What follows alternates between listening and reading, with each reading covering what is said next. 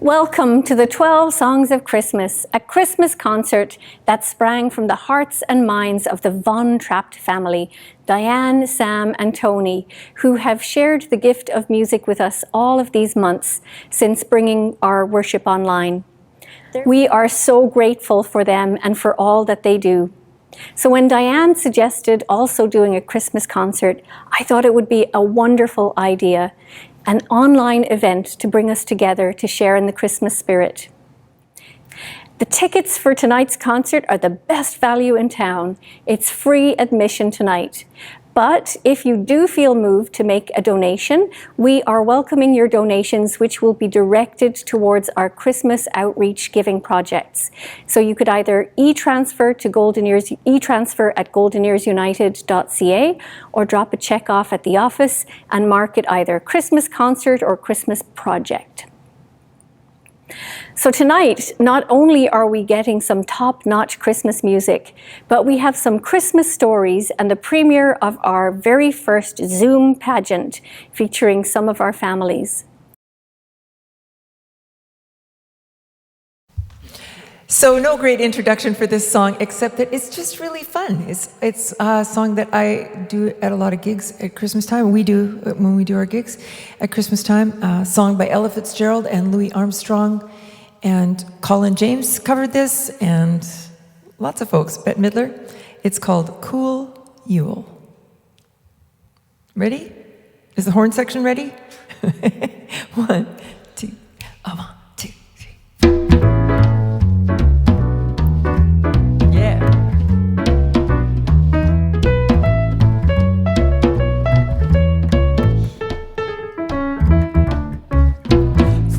Island to the Sunset Strip, somebody's gonna make a happy trip tonight. When the moon is bright, he's gonna have a bag of crazy toys to give the grown-ups and the girls and boys. So dig, Santa comes on big.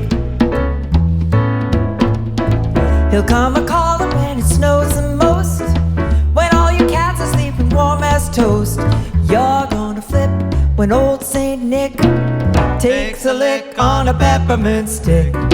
He'll come a-flying from a higher place, fill the stockings by the fireplace. So you'll have a Yule that's cool, yeah.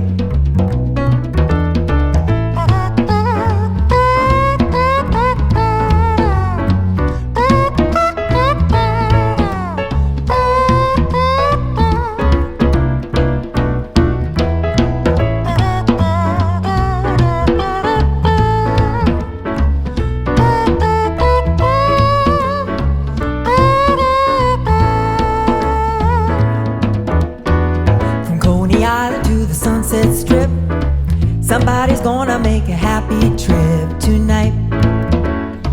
When the moon is bright, behind the reindeer with a blinking nose, he's looking groovy in his same old clothes, bright red in his souped-up sled. He's on a mission and he will not shirk, down the chimney and he gets to work. Mr. C is H-O-T. Santa, won't you light my Christmas tree? He'll come a-flying from a higher place and fill the stockings by the fireplace. So you'll have a Yule that's cool, yeah. Have a Yule that's cool, yeah. You'll have a Yule that's cool.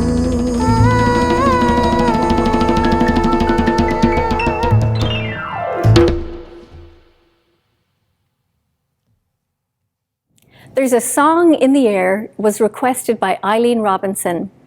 This is her request. When I was about 12, I was an angel in the junior choir at Parkdale United Church in Ottawa, where my family had lived since I was about 5. While we were dressed in our angel costumes, and I wish I had a photo, and up at the front of the church, which was a fairly large one and still is, we'd taken all our shoes off and put them in a box in the vestibule, which was closed off from the main church. While giving our performance of this song and others, someone had come into the church and stolen the box of shoes. Being in Ottawa and a snowy Christmas Eve, the unshod and unbooted angels had to have their parents drive their cars from the parking lot to the street in front of the church door, and to have our dads carry us from the church to the cars. What a lovely image. I always loved the song in spite of the memory, and I would love to hear it again. So Eileen, Diane and the Von Trapps are happy to oblige.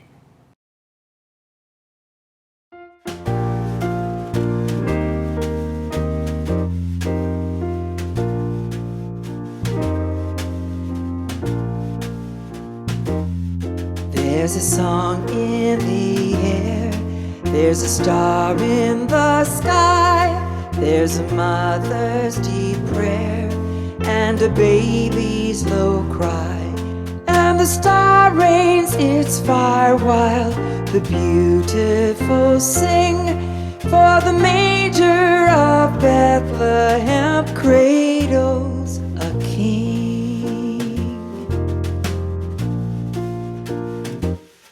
There's a tumult of joy o'er the wonderful birth, for the virgin's sweet boy is the Lord of the earth. And the star rains its fire while the beautiful sing, for the manger of Bethlehem cradles a king.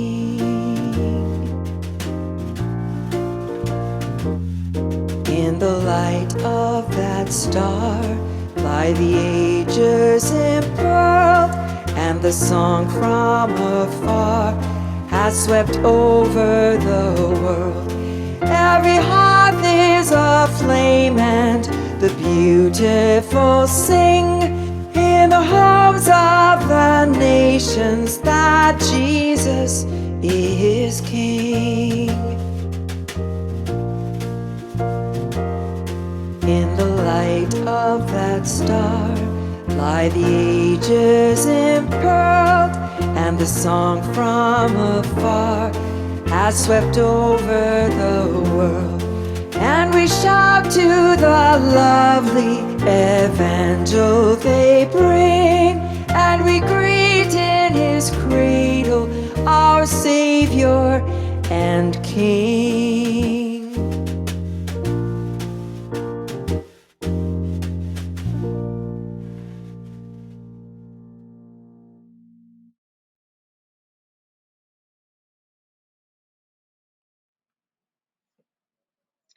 The Jesus Christmas Party by Nicholas Allen.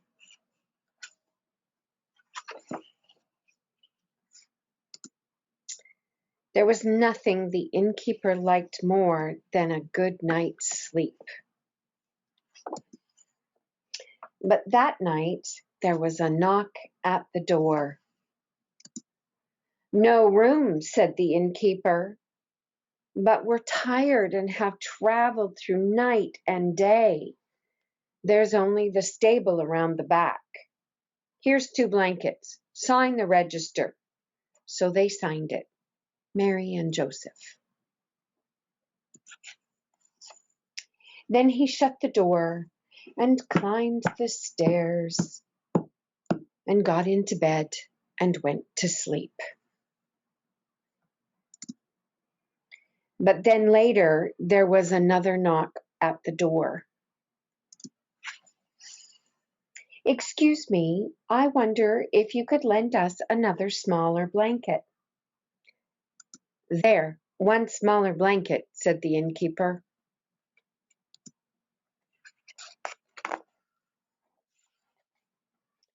Then he shut the door, climbed the stairs, and got into bed and went to sleep.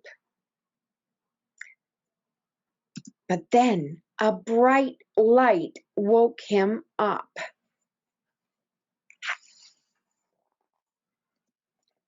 "That's all I need," said the innkeeper. Then he shut the door and climbed the stairs and drew the curtains, got into bed, and went to sleep.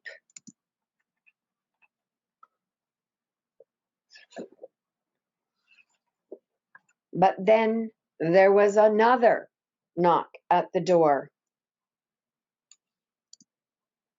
"We're the 3 shepherds. Well, what's the matter? Lost your sheep? We've come to see Mary and Joseph." "Round the back," said the innkeeper.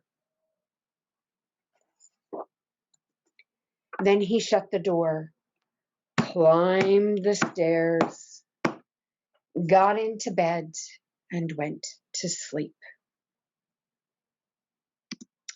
But then there was yet another knock at the door. "We're 3 kings. We've come round the back." He slammed the door, climbed the stairs, and got into bed and went to sleep. But then a chorus of singing woke him up. "Right, that does it." So he got out of bed, stomped down the stairs, threw open the door, went round the back, and stormed into the stable. He was just about to speak when, "Shh," whispered everyone. "You'll wake the baby."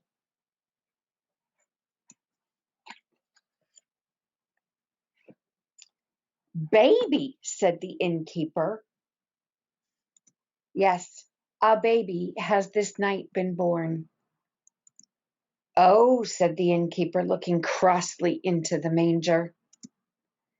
And just at that moment, suddenly, amazingly, his anger seemed to fly away. "Oh," said the innkeeper, "isn't he lovely?"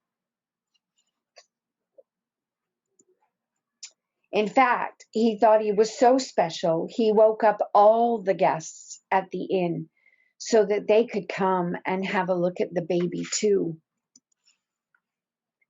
So no one got much sleep that night.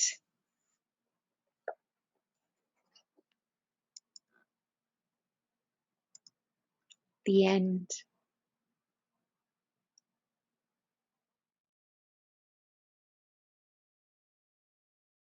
So this song is dedicated to Barbara and her family. Barbara requested Snoopy versus the Red Baron Christmas song. And she said in her email to me that her deadhead brother used to send this song to her children. I hope I've got this right. Now, for those of you who don't know, a deadhead is not like a deadbeat. It's somebody who loves the Grateful Dead, the band The Grateful Dead. That's my understanding of it. I am not a deadhead myself, but I just might be misinformed. Does that sound right to you, Tony? Okay. So this goes to Barbara and her family. Snoopy versus the Red Baron Christmas song. 1, 2, 1, 2, 3, 4.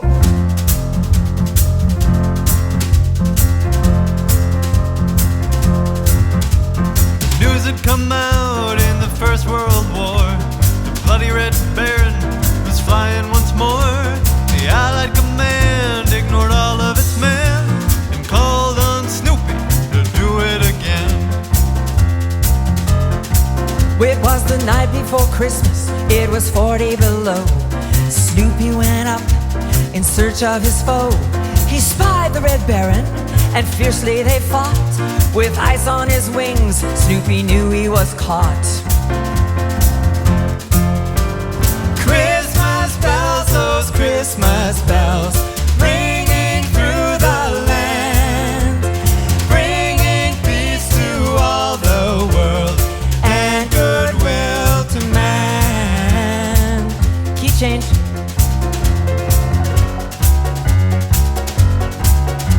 The Baron had Snoopy dead in his sights. He reached for the trigger to pull it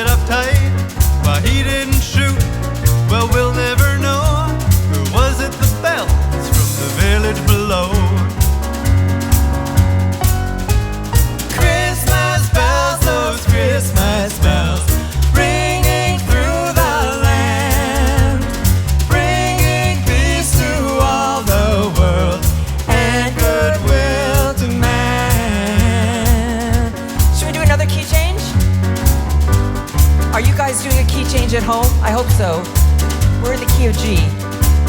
And Tony has a line in this verse. Well, the Baron made Snoopy fly to the Rhine and forced him to land behind the enemy lines. Snoopy was certain that this was the end when the Baron cried out, Merry Christmas, my friend!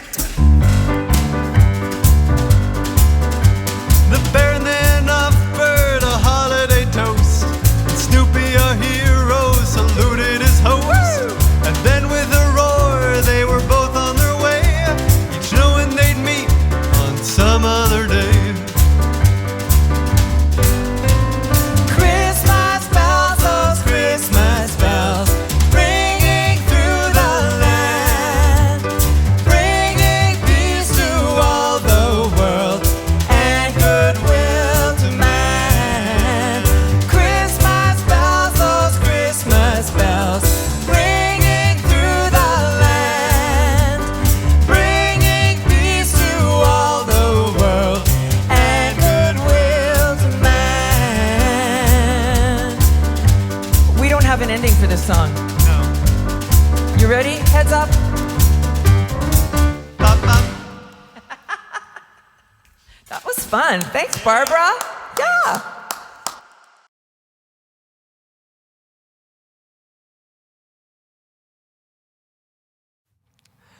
I'm dreaming tonight of a place that I love even more than I usually do. And although I know it's a long road back, I promise you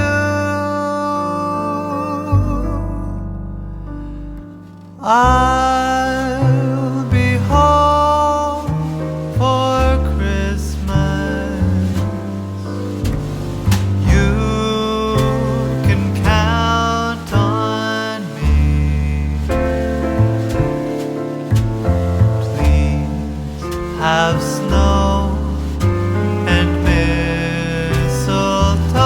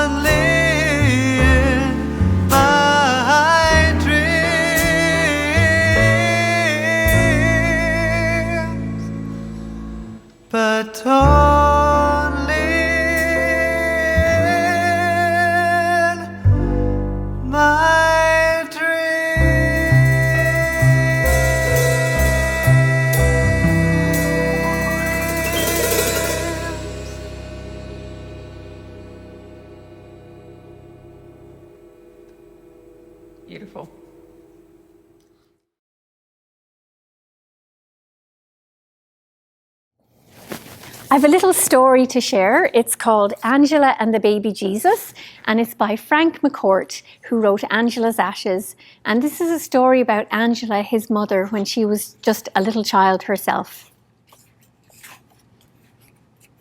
When my mother Angela was 6 years old, she felt sorry for the baby Jesus in the Christmas crib at St. Joseph's Church near Schoolhouse Lane, where she lived.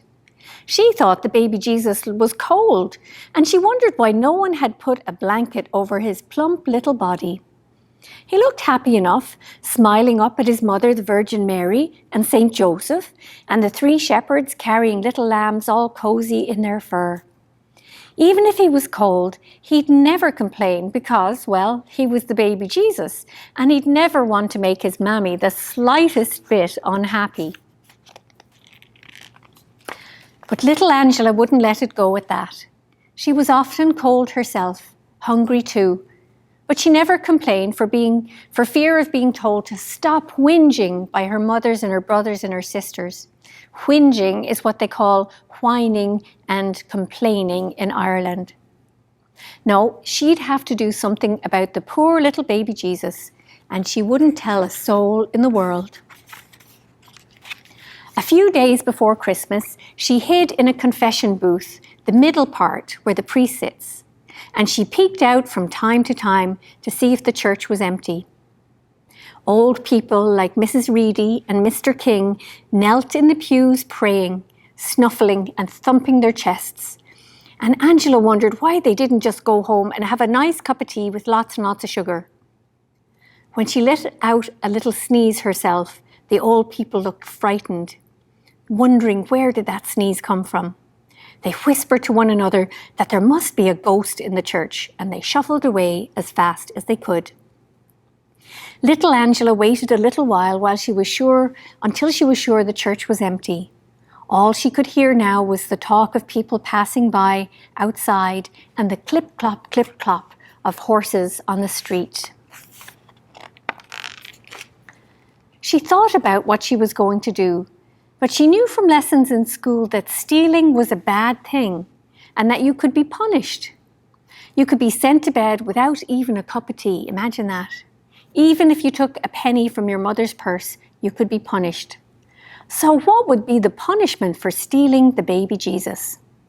Her own mother would surely slap her bottom, but she didn't want to think about that. She had to take care of that poor little baby Jesus before he turned blue with the cold altogether. When she picked him up, she was surprised at how cold and stiff he was, not soft and warm like the babies in her lane. When she lifted him from the crib, he kept on smiling at her the way he smiled at everyone else, the Virgin Mary, St. Joseph, and the 3 nice shepherds with their lambs, and the 3 wise kings with all their presents.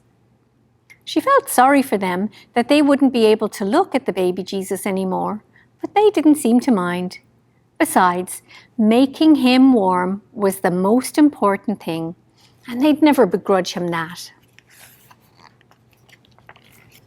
But she had to be careful. She wouldn't want anyone to see her carrying the baby to her house. She trotted quickly down the aisle and outside where it was now dark. The gaslights flickered along the streets and she could hide and wait in the deep shadows between. It was cold and people passing by were not in the mood to be looking at a little girl carrying something white in the dark. People wanted to be home, sipping a nice hot cup of tea and warming their legs by the fire. Then she stopped. How was she going to take the baby Jesus into her house with everyone gawking and wanting to know what was that and what was she doing? She wouldn't go in the front door. There was a lane behind her house where she could carry the baby over the wall and into her backyard. But no, the wall was too high. She could climb over it herself, but not with the baby. She talked to him. "Will you help me, little baby? Will you help me, Jesus?" He did. He told her in her head to throw the baby over the wall and recover him on the other side. That was hard. She threw, and he wouldn't go over until she threw the third time, and over he went. Then the terrible thing happened. When she climbed up and looked into her backyard, there was no sign of him. Now what was she going to do? Where did he go? She was only 6, but she knew how serious it was to lose the baby Jesus. If she didn't find him, he'd be cold and calling for his mother. But there he was, all white in the dark, glowing, lying in the backyard of the blind woman next door, Mrs. Blake. Now, perched on the wall, she talked to him sternly. Here she was, trying to help him, and there was no excuse for the way he was behaving, flying around like a bird and landing in a backyard where he wasn't supposed to be. She told him, "Baby Jesus, I have a good mind to leave you there in Mrs. Blake's backyard." But she couldn't. If God ever found out, he'd never let her have a sweet or a bun for a whole week. She told the baby, "When I throw you over the wall, you're not supposed to land in Mrs. Blake's backyard. You're not supposed to be flying around like an angel." She climbed down to Mrs. Blake's backyard and she picked him up. This time, in one throw, he went over the wall into her own yard, and that proved that he was paying attention, even if he had the same smile. She loved the way his arms and his hands still reached out, the way that they did in the crib. She climbed into her own backyard, told him that he was a good baby for going where he was thrown, and she hugged him to warm him up in that cold, dark December night. And here's a picture of the baby flying over the wall.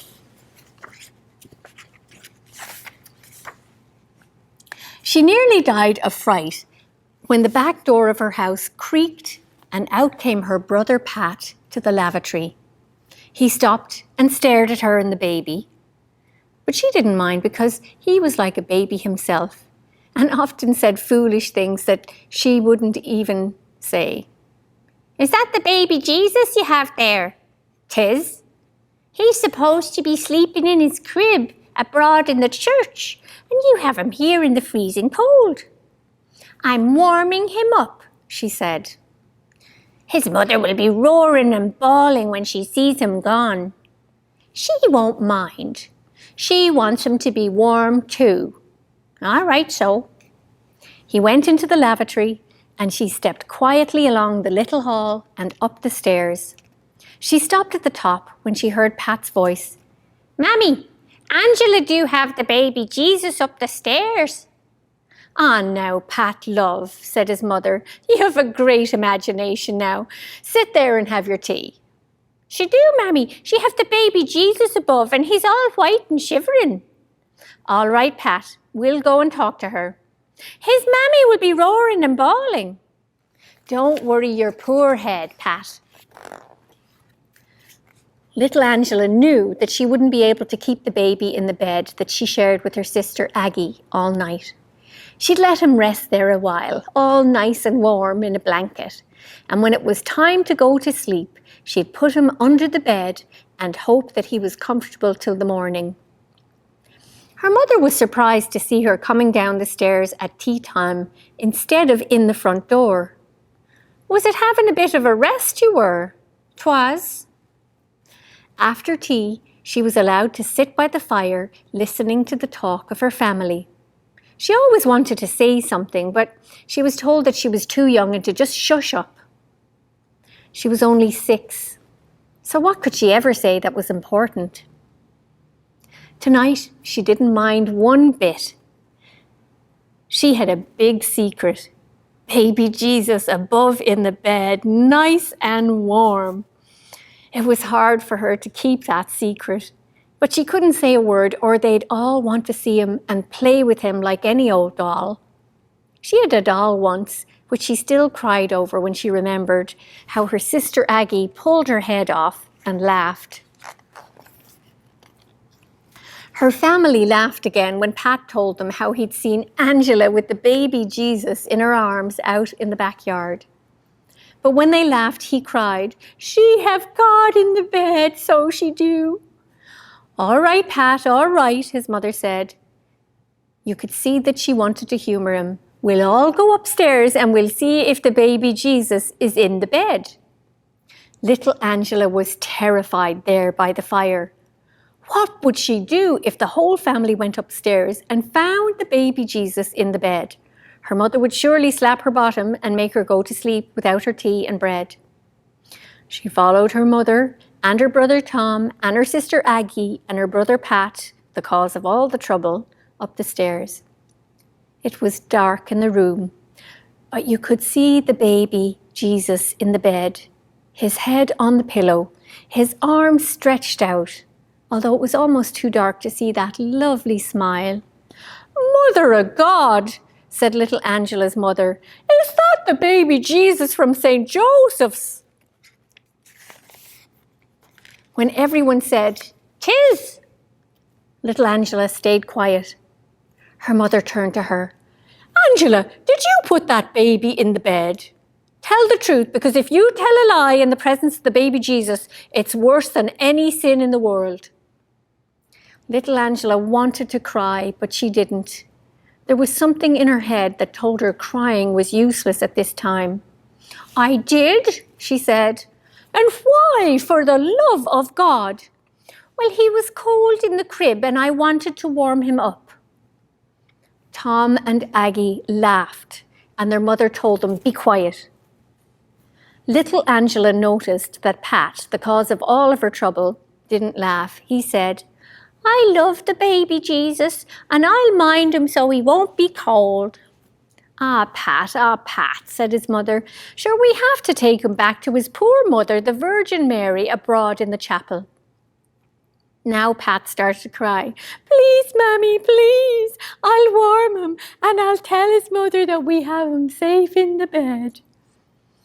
Little Angela wanted to tell Pat that she was the one who had brought the baby Jesus here, and he had no right to talk about telling the Virgin Mary where her son was. "Mammy," she said. "What?" said her mother in a sharp way. "I want to warm the baby Jesus. I don't want Pat to do anything. He's your brother and he loves the baby Jesus." "I don't care. Anyway, the baby Jesus has to go back to the chapel, to his mother, this very minute." Now the tears burst from little Angela's eyes. "Please, oh please." "Back he goes, Angela, and we'll be lucky if there isn't trouble with the parish priest." Her mother wrapped the baby in her black street shawl, and they all walked round the corner to return him to his mother and St. Joseph and the shepherds with their nice warm lambs and the 3 wise kings. But they were shocked when they found the door of the church locked, and shocked even more when the door opened and there was the parish priest, Father Cray, coming out with a policeman. "Mother of God," said Angela's mother. "What's this?" said the parish priest. "'Tis the baby Jesus," said little Angela's mother. "I can see that. Here we are, the past 2 hours, frantic over that empty crib. Who took him? We have to know, and there will be an arrest. Who took him?" Little Angela tugged at the priest's sleeve. "I did. It was cold in the crib and I took him home to warm him up." The priest looked at the policeman, and the policeman shook his head and said, "Lord save us," said the policeman. He put his hand on little Angela's shoulder and said to the priest, "Should we arrest this one, Father Pat? Should we put her in the Limerick jail?" No, said little Pat. No, you won't put my sister in jail. She was only warming the baby Jesus. You can put me in the Limerick jail." Poor Pat didn't know what he was talking about, but whatever it was, his mother began to cry herself. Oh, Pat, she said into her skirt.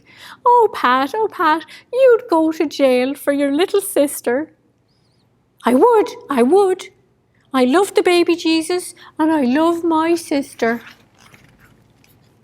The strange thing now was the tears twinkling on the cheeks of the priest in the December moonlight.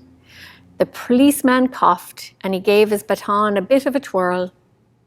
The priest stepped back into the church, cleared his throat and told everyone to come in out of the cold. We have to put the baby back with his poor mother, he told little Angela. They walked up the aisle, and when they arrived at the altar rail, the priest took the little baby Jesus from Angela's mother. He handed the baby to little Angela, and he guided her to the crib. You can put him back in his cradle now, he said in a low, gentle way. But he'll be cold, said little Angela. Ah, no, said Father Cray.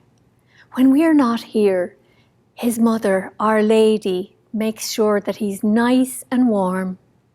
Are you sure? I am.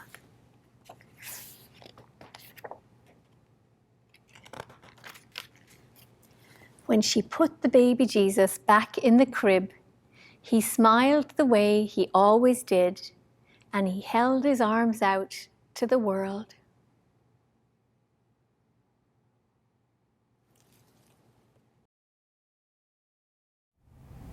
Oh Holy Night was requested by Sandra Chard.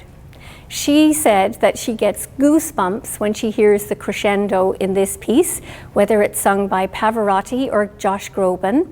Now, I did check, neither Pavarotti, who sings with the Choir of Angels now, or Josh Groban was available to sing with us tonight, but we have probably even better than either of those. We have Sam Ellington, and I'm sure that his crescendo will give you goosebumps as well.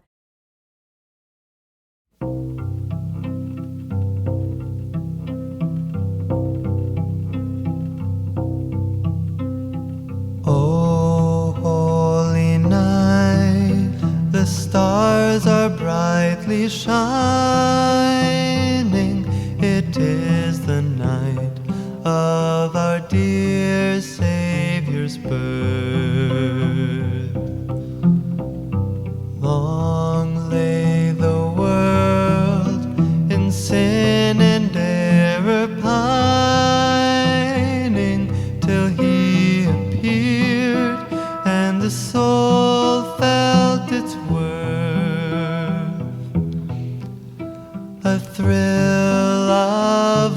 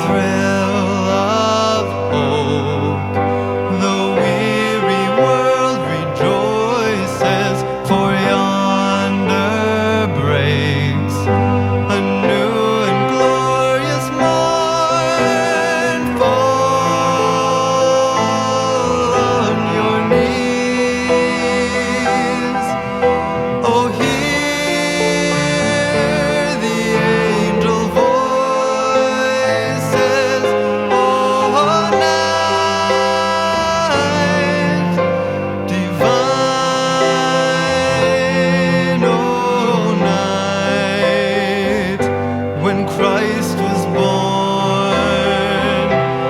Oh, night divine, oh, night, oh, night divine.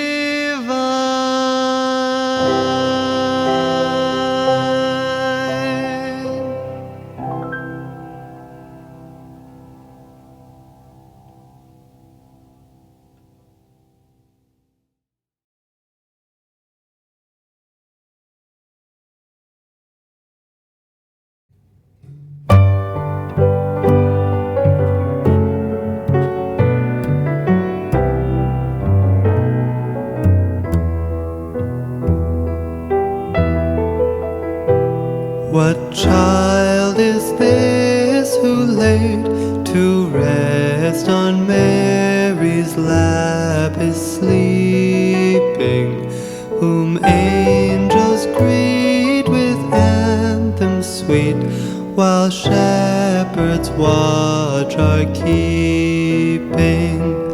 This is Christ, the King, whom shepherds guard and angels sing. Haste, haste to bring him laud, the babe, the Son of Mary. What lies he in such mean estate, where ox and ass are feeding? Good Christian, fear for sinners here, the silent word is pleading. This is Christ the King, whom shepherds guard and angels sing. Haste, haste to bring him laud, the babe, the Son of Mary.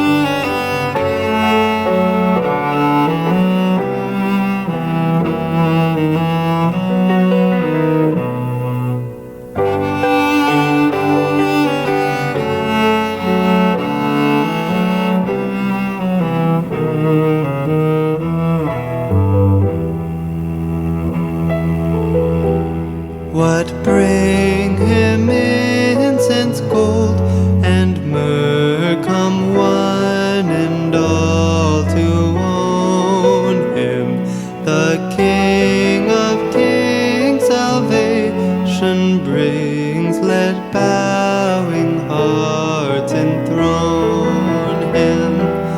This is Christ the King, whom shepherds guard and angels sing. Haste, haste to bring him laud, the babe, the Son of Mary.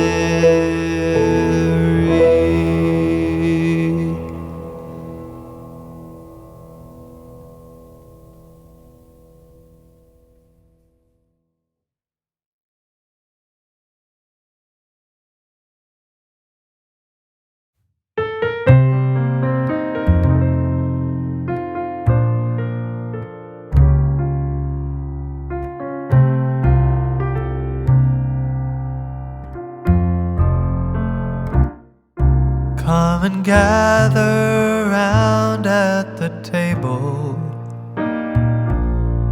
in the spirit of family and friends,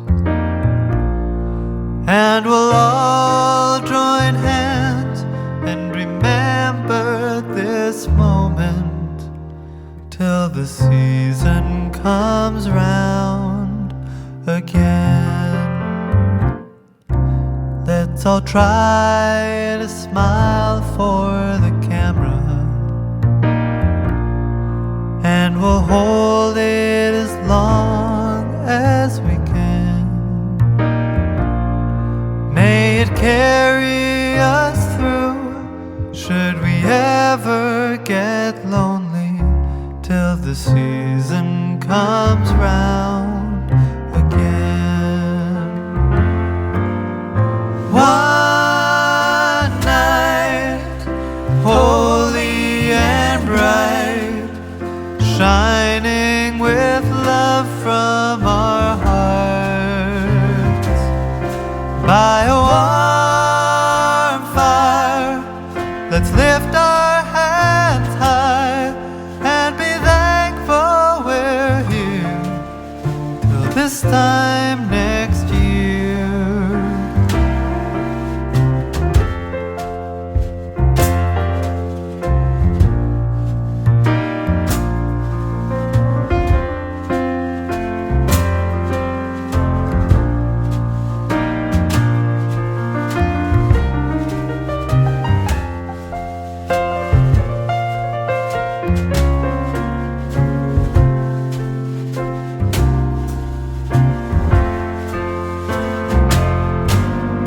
One night, holy and bright, shining with love from our hearts, by a warm fire, let's lift our hands high and be thankful we're here till this time next year. May the new year be blessed with good tidings, till the next time I see you again. If we must say goodbye, let the Spirit go with you, and we'll love and we'll laugh in the time that we have, till the season comes around again. And we'll love and we'll laugh in the time that we have, till the season comes around again.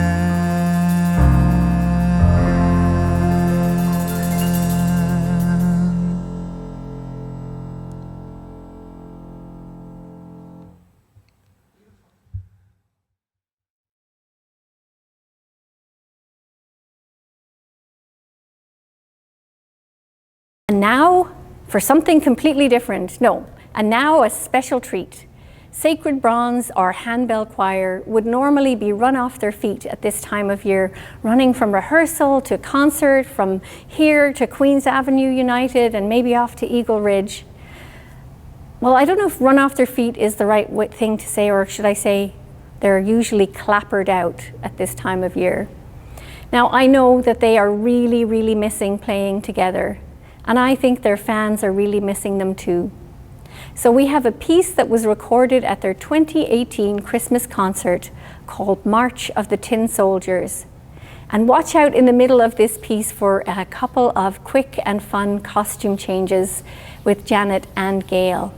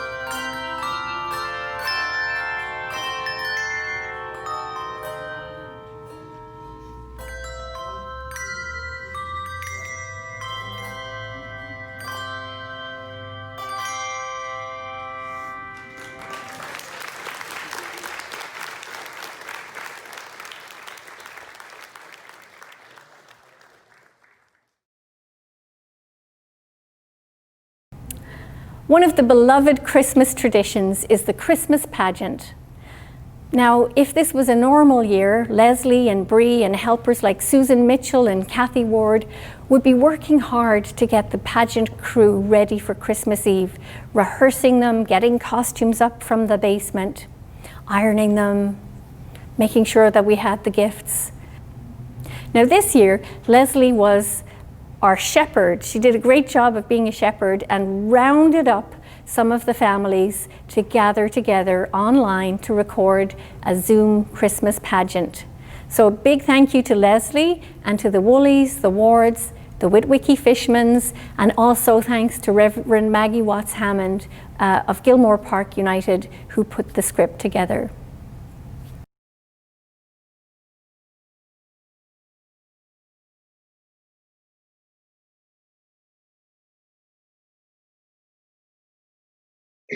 One thing I ask of the Lord, that will I seek after, to live in the house of the Lord all the days of my life, to behold the beauty of the Lord, and inquire in his temple. I believe that I shall see the goodness of the Lord in the land of the living. Wait for the Lord. Be strong, and let your heart take courage. Wait for the Lord. Comfort, oh comfort my people. Speak tenderly to the people, and cry to her.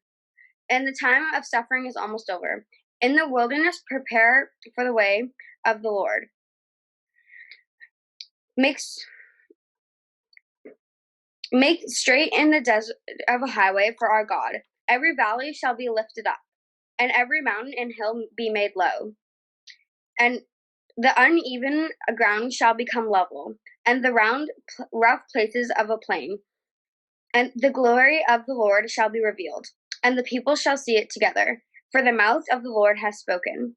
A long time ago, in a land far, far away, a man named Joseph, and a woman named Mary planned to be married. Joseph was a carpenter.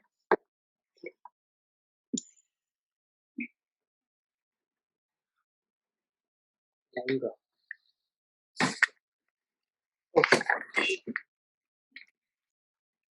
You have big dreams, Mary. What do you dream about? I dream of many things. I dream of justice for the poor. I dream that kings curse no more. I dream of a child who dreams of the same things. What do you dream of, Joseph? I dream of going to Jerusalem for Passover. I dream of seeing the Temple of Holy City. Maybe someday we can take our children there. You have big dreams too. Yes, one day let's go to Jerusalem. It's a long, long way to Jerusalem. Well, yes, but not as far as Bethlehem. Bethlehem? Why would we go to Bethlehem? I'll tell you later. Meanwhile, in other places, there was a lot of work going on.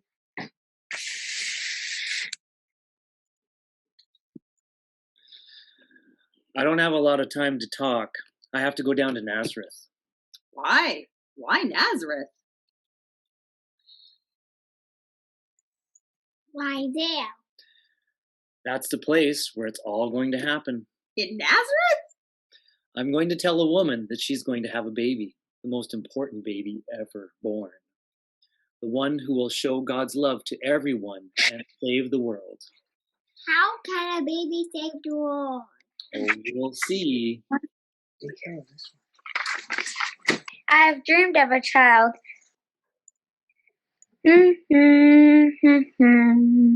Greetings, favored one. God is with you. Who are you? What do you mean? Where are you? I'm in the next frame, over here. Kind of. Do not be afraid, Mary, for you have found favor with God. You are going to have a baby, a son, and you will name him Jesus. He will be great and will be called the Son of the Most High. And the Lord God will give to him the throne of his ancestor David. He will reign over the house of Jacob forever, and of his kingdom there will be no end. Wait, what? How can this be since I am a virgin? God will come to you, and your son will be the Son of God, because nothing is impossible with God. Look, your cousin Elizabeth is really, really old, but she also will have a son. I have dreamed of a child who will be wonderful, like a prince, but a prince of peace, but a child of God. Me? Really? Yes, Mary. Yes, really. Joseph, son of David. Joseph, son of David, listen to me. Don't be afraid. What? Who is that? I'm not afraid. Where are you? I'm here in the next frame. I'm on Zoom. I know you are afraid because Mary is pregnant, but don't be afraid. The child conceived in her is from the Holy Spirit. She will bear a son, and you are to name him Jesus, for he will save his people from their sins. Jesus? I'm supposed to call him Jesus? What kind of name is Jesus? Oh, Jesus. Like a prosperous Joshua, and people will call him Emmanuel?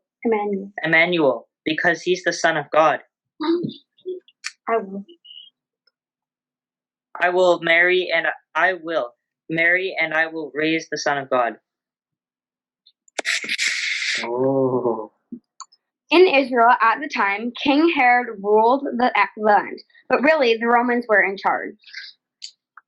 And Caesar, the Roman emperor, wanted to count everyone so he'd know who to tax. Caesar ordered everyone to go home to their own place to register and be counted. Joseph had to go to Bethlehem because he was from the house of David, rooted in Bethlehem. Bah. Hi, Agnes. Hi, Keeves. Did you see those two? That young couple walking? They look so tired. They asked the way to Bethlehem. They've walked all the way from Nazareth in Galilee. The lady who's pregnant? Yes, I saw them. That's a long way to walk. Must have taken many days. All that way just to register to be taxed? No wonder they look so tired. They're going to have trouble finding a place to stay. Everything's taken, every hotel and every spare room, and the nights are cold.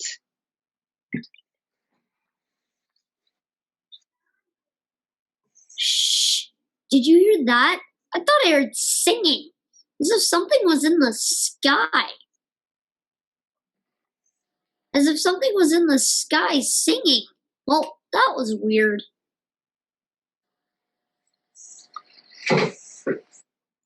Go. There's no room, no one room left, and still people are coming in. And all of the ale is gone. But I came to tell you, I even rented out the stable. I moved the cow and I cleaned it as well as I could. You rented the stable? Who would be desperate enough to take the stable? Do you at least put down some clean straw? Yes, I put down some clean straw. I mean, they're desperate because the girl is pregnant. I mean, really pregnant. I think she might be having the baby. What? You mean here? In the stable? In the straw? Tonight?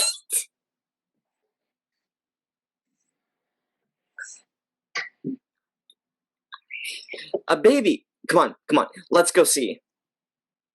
In that region, there were shepherds living in the fields, keeping watch over their flock by night. Then an angel of the Lord before them, and the glory of the Lord shone around them, and they were terrified. But the angel said to them, "Don't be afraid, for see, I am bringing to you the good news of great joy for all the people. To you is born this day in the city of David a Savior, who is the Messiah, the Lord. This will be a sign for you. You will find a child wrapped in bands of cloth and lying in a manger." And suddenly there was the angel, a multitude of the heavenly host praising by God. Gloria. Go.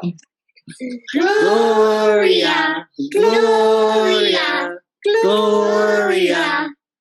Glory to God in the highest heaven, and on earth peace among all the people.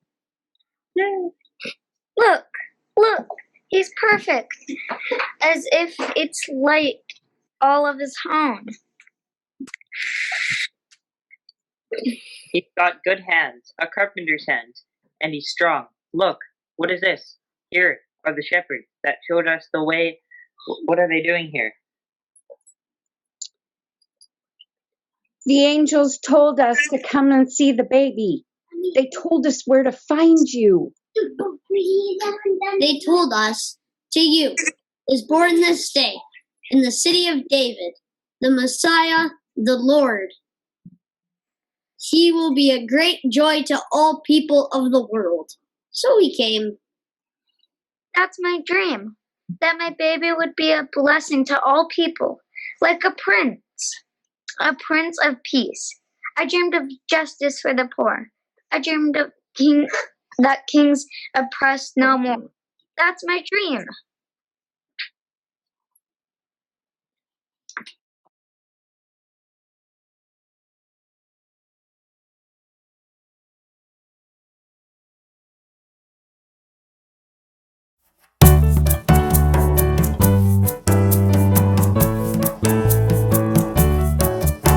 The Virgin Mary had a baby boy. The Virgin Mary had a baby boy. The Virgin Mary had a baby boy. And they say that his name is Jesus. He come from the glory. He come from the glorious kingdom. He come from the glory. He come from the glorious kingdom. Oh yes, believer. Oh yes, believer. He come from the glory. He come from the glorious kingdom.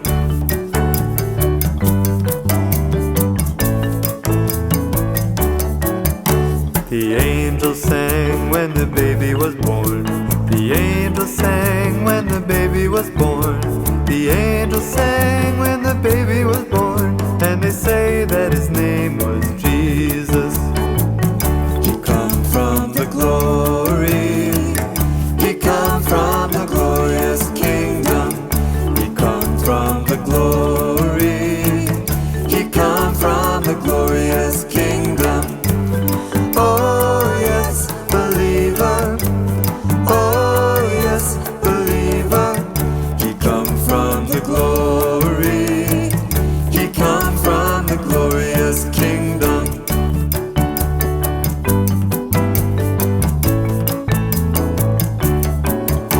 The shepherds came where the baby was born. The shepherds came where the baby was born. The shepherds came where the baby was born. And they say that his name is Jesus. He come from the glory. He come from the glorious kingdom. He come from the glory. He come from the glorious kingdom. Oh yes, believer. Oh yes, believer. He come from the glory. He come from the glorious kingdom.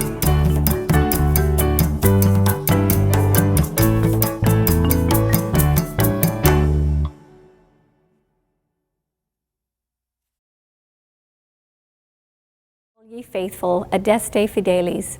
This was requested both by Anne Susie and Kathy Ward.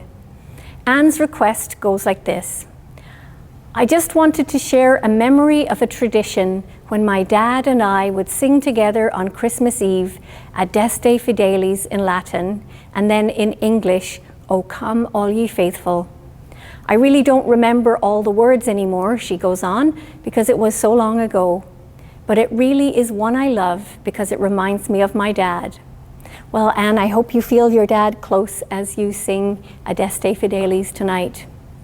Now, Diane told me that Kathy Ward, who also requested this, said that the Latin reminded her of her time in school. And I thought, is Kathy Ward really that old? Did she do all her schooling in Latin? But then I read, I'm sure someone has already requested O Come All Ye Faithful as a song for Friday's Songfest. But is it possible to add a few verses of the Latin? I enjoyed my Latin classes, especially grade 13, where our teacher had us translate bawdy barroom songs. Kathy, I'm so grateful that you elevate you elevate the role of Latin in your education, and we're delighted to remind you of those Latin classes as we sing Adeste Fideles.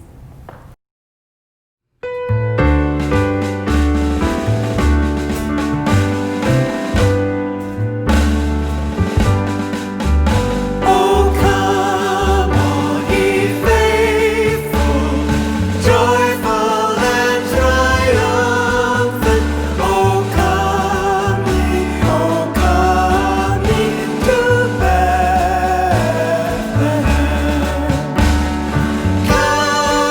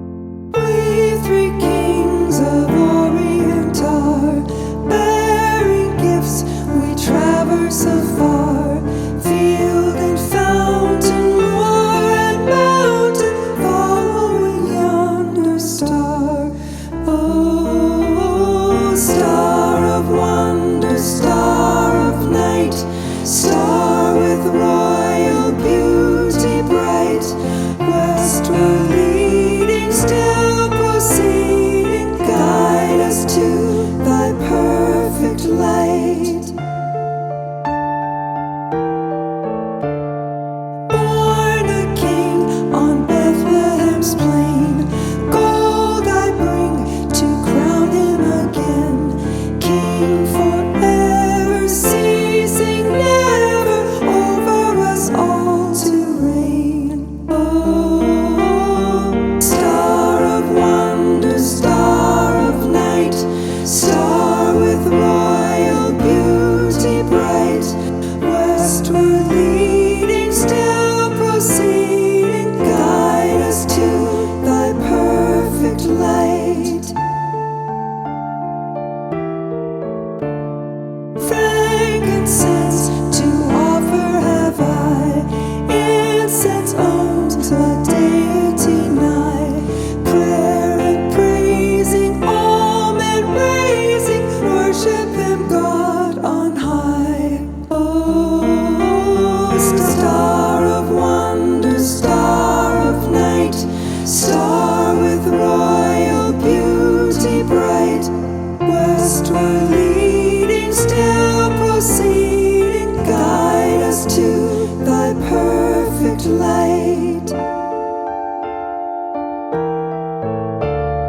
Myrrh is mine, its bitter perfume breathes a life of gathering gloom, sorrowing, sighing, bleeding, dying, sealed in the stone-cold tomb. Oh, star of wonder, star of night, star with royal beauty bright, westward leading, still proceeding, guide us to thy perfect light. Glorious now, behold him arise, King and God and sacrifice. Alleluia, alleluia, sounds through the earth and skies. Oh, star of wonder, star of night, star with royal beauty bright, westward leading, still proceeding, guide us to thy perfect light.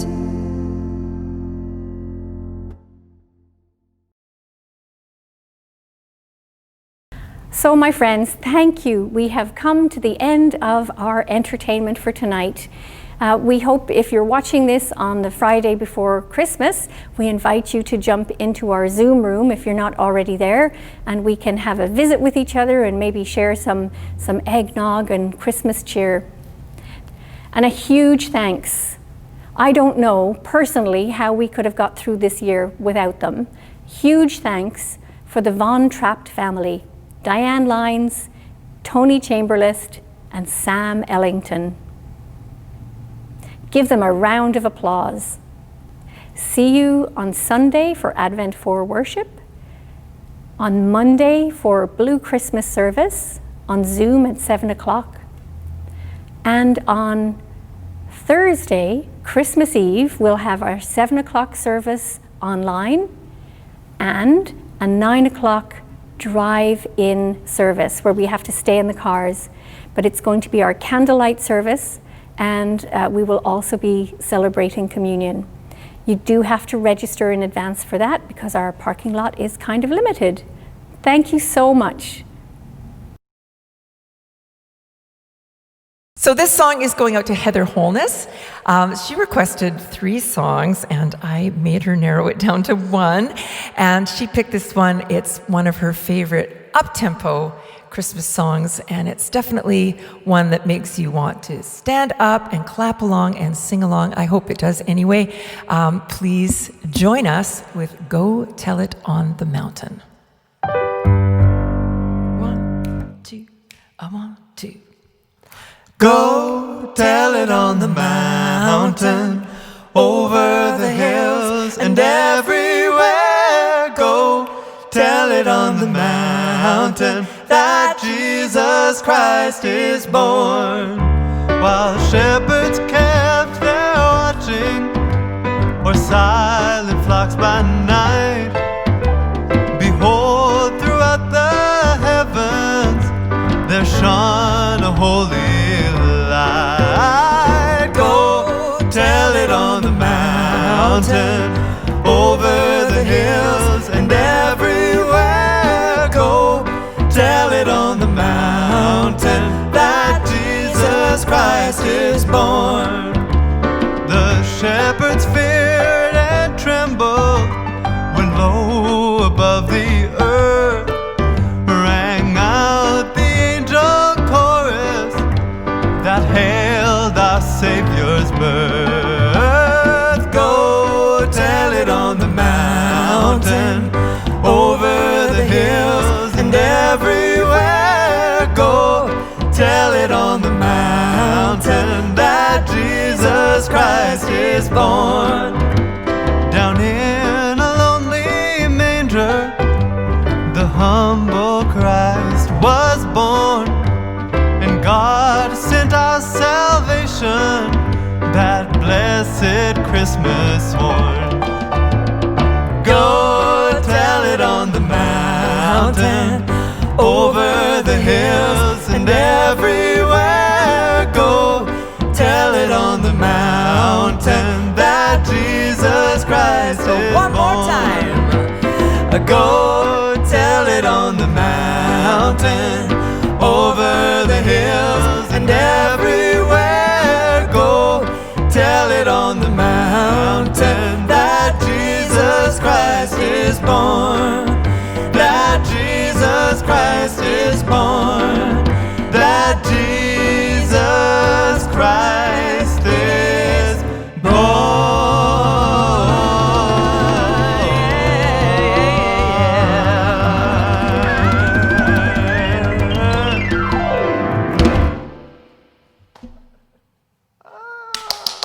It was live.